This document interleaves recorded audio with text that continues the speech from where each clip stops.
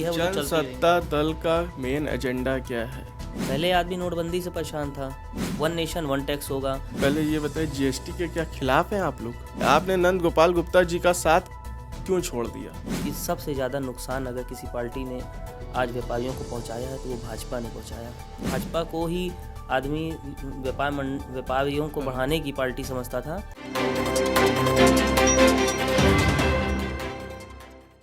नमस्कार, मैं आयुष जायसवाल, आप देख रहे हैं एसएसबी न्यूज़ लाइव। आज हम प्रयागराज में दक्षिणी विधानसभा के प्रत्याशी नमनजोत सिंह के साथ हैं, जो जनसत्ता दल लोकतांत्रिक के प्रत्याशी हैं।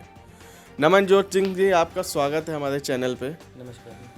सबसे पहले हम आपसे यह जानना चाहेंगे आपके बारे में कि आप जनसत्ता दल के प्रत्याशी हैं, अचानक से इस पार्टी पर जुड़े हैं।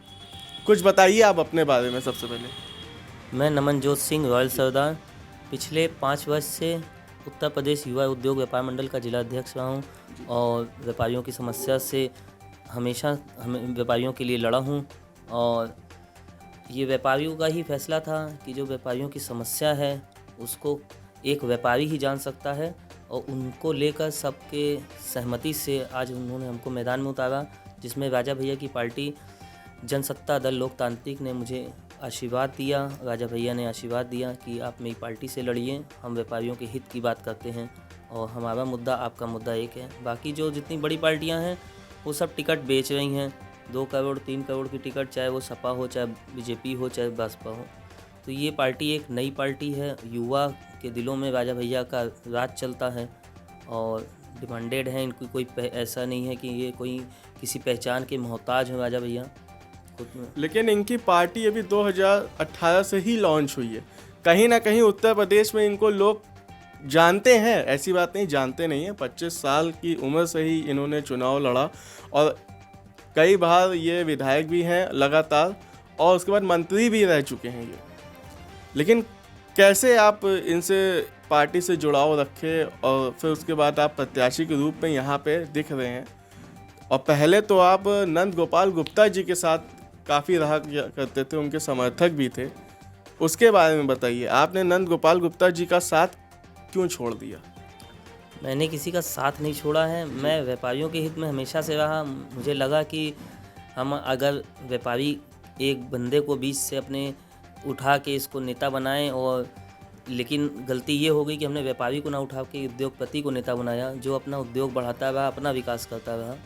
तो उसके लिए फिर हम लोग का एक व्यक्तिगत संबंध था, संबंध आज भी है, ऐसा नहीं है, लेकिन व्यापारियों की समस्याओं का समाधान नहीं हो पाया। पिछले 10 वर्ष से व्यापारियों ने 9 सूत्री मांग रखी जीएसटी के खिलाफ। जीएसटी में जो संशोधन होते गए, नए नए कारण बनते गए, उससे व्यापारी परेशान हुए। और नहीं, आप पहले ये बताइए, जीएसटी के क्या खिलाफ हैं आप लोग? में जीएसटी खिलाफ नहीं, जीएसटी में जो नए नए आपके वो प्रावधान चेंज हो गए हैं सरकार द्वारा, तो उस पहले जीएसटी को लाने से पहले उसको एक मतलब कि समझ लेना चाहिए था कि इसमें करना क्या है। अब बार बार वही उसी को चेंज करते हैं, उससे व्यापारी एकदम परेशान हो चुका है। जीएसटी में क्या चेंज हुआ, मुझे ये बताइए। पहले आदमी नोटबंदी से परेशान था, फिर जीएसटी में देखिए नए नए प्रावधान आते हैं। कभी आ गया आपका 5%, फिर कपड़े में आपने 12.5%। आपने कहा वन नेशन वन टैक्स होगा, आपने उसको गैस में नहीं इंक्लूड किया, सिलेंडर में नहीं इंक्लूड किया, आपके पेट्रोल में इंक्लूड नहीं किया, आपने लीकर में इंक्लूड नहीं किया, क्योंकि उससे जनता मतलब आप सरकार को आय का और गलत तरीके से उसकी बढ़ोतरी हो रही है। लेकिन मेरा जो सवाल था आपसे, आप तो नंद गोपाल गुप्ता के काफ़ी अच्छे सपोर्टर भी थे, आप उनके काफ़ी करीबी थे, और उसके साथ कहीं ना कहीं भारतीय जनता पार्टी भी सपोर्ट करती है व्यापार मंडल को भी, उनके साथ व्यापार मंडल भी खड़ा है। और आप कह रहे हैं कि हमारे राजा भैया की जो पार्टी है हम उसके साथ हैं व्यापार मंडल। आप व्यापार मंडल से क्या बताए थे आप अपने आप को? मैं जिला अध्यक्ष हूँ, उत्तर प्रदेश युवा उद्योग व्यापार मंडल का जी। और जहाँ तक आप बात कर रहे हो जुड़ाव की, देखिए हर आदमी का एक स्वतंत्र है आदमी। और देखिए उनका नेचर पहले क्या, आदमी नेता बनने से पहले पता नहीं क्या था, उसके बाद जब जुड़े और ये हुआ कि जिस समस्याओं को लेकर व्यापारी गए उनके पास, व्यापारी उनकी समाधान नहीं हुआ उनकी समस्याओं का, तो फिर उसके मतलब खिलाफ ये हुआ कि आज भाजपा को ही आदमी व्यापारियों को बढ़ाने की पार्टी समझता था, लेकिन ये भूल साबित हुई कि सबसे ज़्यादा नुकसान अगर किसी पार्टी ने आज व्यापारियों को पहुंचाया है तो वो भाजपा ने पहुंचाया। इससे पहले जब अखिलेश जी की सरकार थी, क्या उन्होंने सपोर्ट नहीं किया था ऐसा? आपको क्या लगता है? अखिलेश जी की पार्टी, राजा भैया भी तो अखिलेश जी की पार्टी में थे, समाजवादी जी की पार्टी। नहीं, आप शायद मालूम नहीं है, राजा भैया शुरू से ही एक निर्दलीय प्रत्याशी के रूप में ही हमेशा उन्होंने पर्चा दाखिल किया है और हमेशा वहाँ के विधायक निर्दलीय रहे हैं। हाँ, सत्ता में जो आया उसको जरूरत पड़ी, मंत्री रह चुके हैं वो समाजवादी। जी, मंत्री, राज्य मंत्री थे। हाँ। ये कैबिनेट मंत्री, आपके जेल मंत्री रहे हैं। हाँ हाँ। उसके पहले भी पूर्व मंत्री रहे हैं, लेकिन वो उन्होंने केवल एक तत्काल जो सरकार थी उसको सपोर्ट किया था और उन्होंने, सरकार ने सपोर्ट लिया था इनका। उनके विधायक जो कम पड़ रहे होते तो उनको बेशर्तिया, अब जैसे होता है राजनीति में कि उसको ये कहा जाता है कि आप हमारे साथ जुड़िए, हम आपको ये बना देंगे, वो तो राजनीति है, वो तो चलती रहेगी। जनसत्ता दल का मेन एजेंडा क्या है? जनसत्ता दल का मेन एजेंडा है किसानों के लिए, हक की लड़ाई के लिए आगे हमेशा राजा भैया रहे। और कभी आज तक उन्होंने, जनसत्ता दल के जो राष्ट्रीय अध्यक्ष रघुराज प्रताप सिंह उर्फ राजा भैया, आज तक वहाँ पे समझ लीजिए वो खुद भी एक समाज, ठाकुर समाज से बिलोंग करते हैं। वहाँ 10,000 ठाकुर हैं केवल, लेकिन उन्होंने कभी समाज को बांटने का काम नहीं किया। समाज को जोड़ के चले, तभी वो हमेशा वहाँ पे सफल है। तो आज जिस तरह समाज बढ़ता जा रहा है, तो हम लोग भी चाह रहे हैं कि एक कोशिश, एक प्रयास ऐसा किया जाए कि पूरे समाज को एक करके चला जाए, जिससे हमारा देश भी, हमारा प्रदेश भी उन्नति करे। राजा भैया क्या कहीं ना कहीं उनकी खुद की भी एक अदालत चलती है, लोग इंसाफ मांगने वहाँ भी जाते हैं? इंसाफ तो उसी से मांगा जाएगा ना जो इंसाफ करेगा। जी। तो उसको कुछ इस लायक मानते हैं कि वो इंसाफ करते हैं, इसीलिए उनके पास लोग जाते हैं। अगर कोई इंसाफ नहीं करता होता तो उनके पास क्यों जाता है? अब की बार खैर उनका नारा भी एक है, अब की बार 1.5 लाख पार। उसका वो पिछली बार 1.25 लाख वोट से जीते थे, तो इस बार ये है कि वहाँ के विधानसभा से पिछली बार 1 लाख था उनका, 1,04,000 वोट। हाँ, वही 1 लाख समथिंग के हिसाब में था। तो अब ये था कि अब की बार जो है वो 1.5 लाख की वोट से वहाँ से विजय होंगे। उनके सामने भी एक समाजवादी के प्रत्याशी गुलशन यादव, उनका भी नाम आ रहा है, वहाँ से वो भी खड़े हैं। और कहीं ना कहीं वो भी एक समय राजा भैया जी के बहुत खास आदमी हुआ करते थे। इसकी जानकारी नहीं है, हाँ ये पता है जरूर कि हाँ वहाँ से सपा ने किसी गुलशन यादव जी को टिकट दिया है, जो कि पूर्व ब्लॉक प्रमुख और पता नहीं क्या रहे हैं, लेकिन बहुत ज़्यादा जानकारी उस विषय में नहीं है, तो बोलना बेकार है। प्रयागराज के बारे में आप बताइए, आप प्रयागराज के लिए अगर यहाँ से विजयी बनते हैं तो क्या करना चाहेंगे? सबसे पहले अगर मैं यहाँ से जीतता हूँ, आप लोगों का आशीर्वाद रहता है कि मैं यहाँ से बढ़ूँ आगे। जनता का आशीर्वाद रहता है? जी जी, आप लोगों का, जनता का, तो व्यापारी, खासकर व्यापारियों का। व्यापारी एकजुट होकर ये दिखा दे कि व्यापारी की एकता को दिखाएं कि व्यापारी एक है, और व्यापारी का समाज जो है वो किसी समाज से बिलोंग नहीं करता। उसमें कोई ना हिंदू, ना मुस्लिम, ना सिख, ना ईसाई। ये एक ऐसा समाज है, ना कोई व्यापारी से कोई चीज़ लेने आता है तब भी उसके धर्म और जाति का पता नहीं पूछता, और ना हम व्यापारी कहीं सामान लेने जाएगा तब भी उसका कोई ऐसा पूछेगा नहीं धर्म जाति। तो वही मिल के अगर एक चाहेंगे कि एक ऐसी सरकार बनाएं, एक ऐसे आदमी को विधानसभा तक पहुंचाएं कि जो व्यापारियों के मुद्दे को उठाए वहां पे।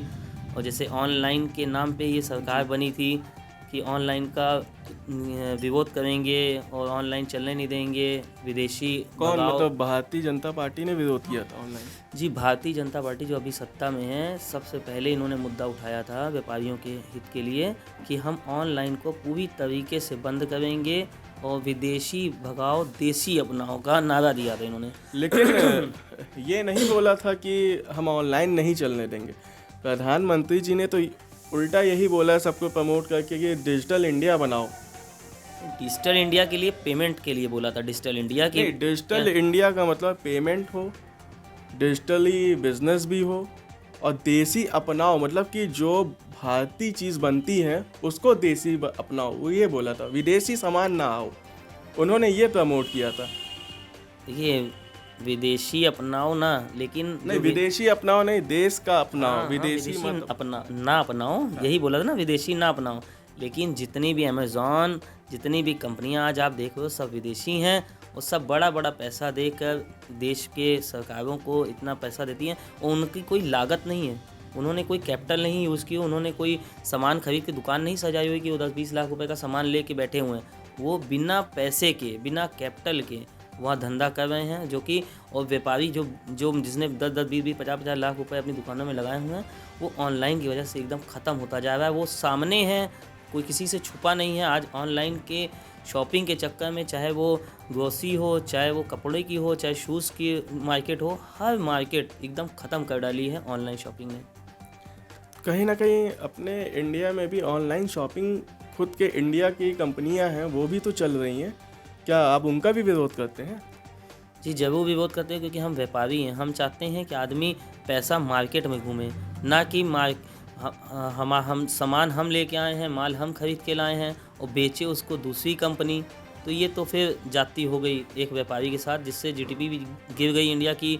और देख रहे हैं आने वाला समय भी ख़राब है। कहीं पूरे ऑल ओवर वर्ल्ड की बात कर रहे हैं, कहीं पे ये चीज़ें सक्सेस नहीं है। आप कहीं पे भी चले जाइए, बाकी सक्सेस वाली बात नहीं करेंगे, लेकिन एक ये ट्रेंड है डिजिटल इंडिया का, एक ट्रेंड कह सकते हैं कि ऑनलाइन मार्केटिंग लोग कर रहे हैं, उससे लोगों को फ़ायदा भी मिल रहा है, डायरेक्ट सामान मिल रहा है और उसमें उनको काफ़ी डिस्काउंट भी है, बचत भी है, घर बैठे बैठे सामान मिल भी जा रहा है।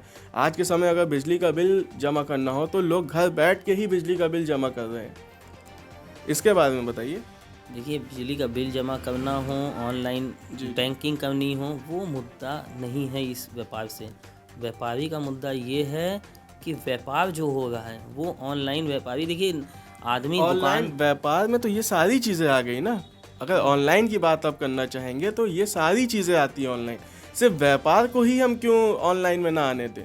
मैं व्यापारी हूँ, मैं व्यापार की हित की बात करूँगा। जिससे व्यापार को नुकसान हो रहा है उसी की मैं बात कर रहा हूँ कि व्यापारियों को इस चीज़ से नुकसान हो रहा है। आप एक एक व्यापारी से जाके पता करिए, एक एक दुकान से जाके पता करिए कि किन ऑनलाइन से कितना नुकसान व्यापारियों को हो रहा है। और ऐसा नहीं है कि सक्सेस है।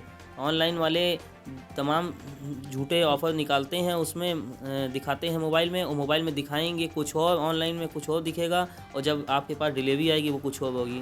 ऐसे होता है। हम लोग की दुकान में आदमी 20 जींसें देखता है, 20 कपड़े देखता है, वैरायटी देखता है, उसके बाद एक अच्छी सी वैरायटी निकालता। हाँ, आप कह सकते हैं कि जो ऑनलाइन मार्केटिंग जो फेक चल रही है उसका भी विरोध आप कहीं ना कहीं कर रहे हैं। जी जी जी। अच्छा नमन जी, हम आपसे यह जानना चाहते हैं, जैसे इस समय भारतीय जनता पार्टी को देख लीजिए या तो समाजवादी पार्टी को देखिए। समाजवादी पार्टी ने बोला कि मैं 300 यूनिट बिजली फ्री दूंगा, अपने मैनिफेस्टो में उन्होंने कहा है।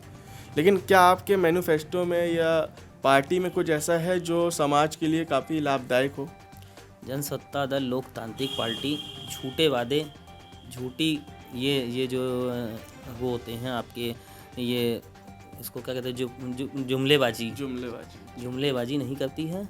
जैसे कि भाजपा ने किया, 15 लाख अकाउंट में आएंगे, फिर कहा कि ऐसा ऐसा होगा, ये होगा, फिर ये कर देंगे। देखिए सब हवा में रहा। और अब ये नई नई पार्टियां हैं, सपा हो, चाहे ये बसपा हो, आम आदमी पार्टी हो, देखिए जो चीज़ आम आदमी पार्टी ने तो खैर दिल्ली में बिजलियां दी और समाजवादी ने भी लैपटॉप बांटे। वो बांटे, आप भी जानते हैं किसको बांटे, एक अपने समाज के ही और वर्ग के ही लोगों को ही बांटे। देखिए जो सबको साथ में लेके चले, जब तक वो सबको साथ में लेके नहीं चलेंगे तब तक देश का प्रदेश का भला नहीं हो पाएगा। अगर आपकी पार्टी से विधायक जीतते हैं और आप लोग भी यहाँ से जीतते हैं तो क्या आपके राजा भैया ने सोचा है कि इस पार्टी को सपोर्ट करने उतरेंगे? नहीं, ये देखिए अब बहुत आगे की बात है। अभी क्या है क्या नहीं, किसकी सरकार बनती है, कौन बनता है, और जो न्याय वाला आदमी होगा, जो हमारी बातों को आगे बढ़ाएगा, फिर हम लोग सपोर्ट उसी का करेंगे जो हमारे हिसाब से चलेंगे, ना कि विपरीत दिशा में भागेंगे तो उनको सपोर्ट करने का कोई फ़ायदा नहीं। और राजा भैया का सोच और राजा भैया की एक अलग मानसिकता है, और वो इसीलिए राजा भैया हैं, वो दिल के भी राजा आदमी हैं। जैसा कि आपने देखा, नमन जोत जी से मेरी बात हुई, उन्होंने व्यापारियों की समस्या बताई और उसको आगे रखा। कहीं ना कहीं वो डिजिटल चीज़ों से थोड़ा विरोध करना चाह रहे हैं और उन्होंने बताया अपनी जनसत्ता दल पार्टी के बारे में भी। मैं नमन जोत जी को जीत की हार्दिक शुभकामनाएं दूंगा शायद दक्षिणी से, प्रयागराज से वो चुनाव लड़ रहे हैं जनसत्ता दल की पार्टी से। उन्होंने बताया जनसत्ता दल पार्टी के बारे में और व्यापारियों की परेशानियों को सामने रखा। इसी के साथ मैं आयुष जायसवाल, नमस्कार।